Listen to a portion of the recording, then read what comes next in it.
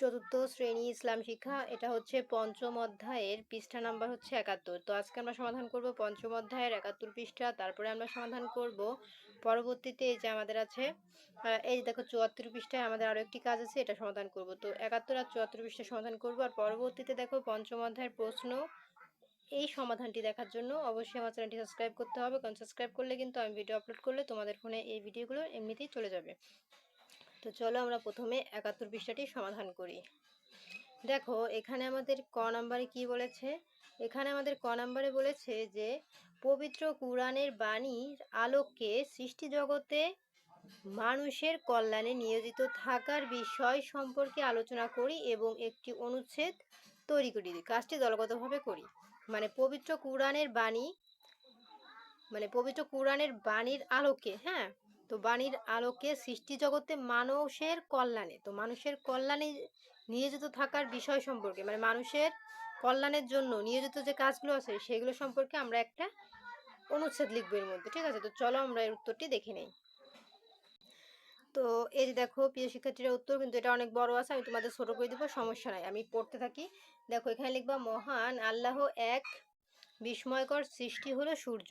এটি পৃথিবীতে বেঁচে থাকার জন্য সবচেয়ে গুরুত্বপূর্ণ শক্তির উৎস। সূর্য পৃথিবীতে আলো ও তাপ দেয়। এর আলো ছাড়া কোনো উদ্ভিদ বাঁচতে পারে না, উদ্ভিদ ছাড়া কোনো প্রাণী বাঁচতে পারে না। উদ্ভিদ ক্ষতিকর কার্বন ডাই অক্সাইড গ্রহণ করে বায়ুকে দূষণমুক্ত করে আমাদের জন্য প্রয়োজনীয় অক্সিজেন যোগান দেয়। এগুলো কিন্তু মানুষের কল্যাণে। ঠিক আছে, তারপর লিখবা এসব আমাদের বেঁচে থাকা ও সুস্থতার জন্য অপরিহার্য। মহান আল্লাহর আকাশ থেকে পানি বর্ষণ করেন, তিনি বলেন, আর আল্লাহ আসমান থেকে বৃষ্টি বর্ষণ করেন, অতঃপর তা দিয়ে জমিনকে তার মৃত্যুর পর সজীব করেন।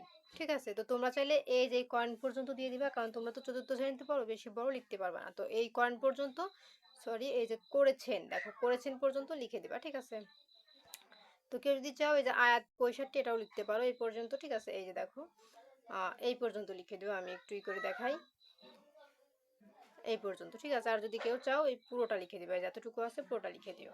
তো এই ছিল কিন্তু আমাদের সমাধান। তো দেখো প্রিয় শিক্ষার্থীরা, আমাদের ক নাম্বার কমপ্লিট। এখন আমরা স্ক্রল করে নিচের দিকে চলে যাব।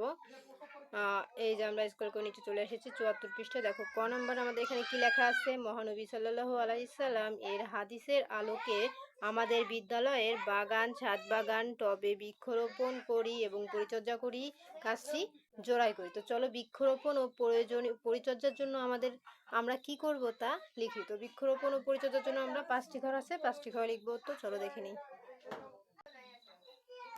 তো দেখো প্রিয় শিক্ষার্থীরা, এই দেখো আমরা 1 নম্বর ঘরে লিখবো বৃক্ষরোপণের জন্য রোদ ও বাতাসযুক্ত জায়গা বেছে নিব। 2 নম্বর লিখবো সুস্থ ও সবল চারা বেছে সঠিক নিয়মে বৃক্ষরোপণ করব। 3 নম্বর লিখবো গাছের বেড়ে ওঠার জন্য নিয়মিত পানি দিব, বিশেষ করে গরমের দিনে। 4 নম্বর লিখবো গাছের চারপাশে আগাছা তুলে ফেলবো যাতে গাছ ঠিকমতো পুষ্টি পায়।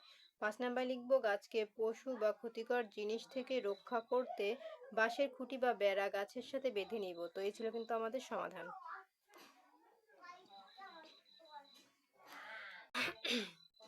তো দেখো প্রিয় শিক্ষার্থীরা, আমাদের কিন্তু এই ক নাম্বার উত্তরটা কমপ্লিট। ঠিক আছে, তো পরবর্তীতে অধ্যায় 5-এর এই প্রশ্ন টিক চিহ্নের সমাধান দেখার জন্য অবশ্যই সাবস্ক্রাইব মাই চ্যানেল।